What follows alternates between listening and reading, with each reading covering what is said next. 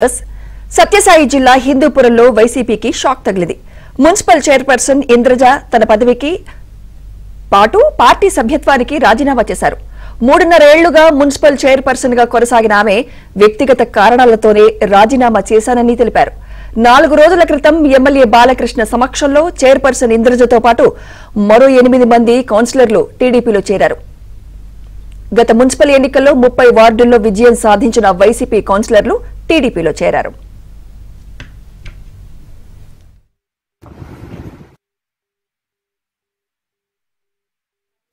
సంవత్సరం అయ్యింది municipal chairman గా నేనుండి నాకు కొన్ని వ్యక్తిగత కారణాల వల్ల నా ఆరోగ్యరీత్యా కొద్దిగా సమస్యలు ఉండడం వల్ల నేను రాజీనామా చేస్తున్నాను. ఈ 3.5 సంవత్సరం నాకైతే ఎవరైతే గౌరవ సభ్యులందరూ కూడా ఉన్నారో వాళ్ళందరూ కూడా నాకు సహకరించినందుకు ఈ రాజీనామాని నాకు నేను చెప్పిన వెంటనే ఆమోదం చేసి పలకరించినందుకు చాలా సంతోషంగా తెలియజేసే వరకు ధన్యవాదాలు.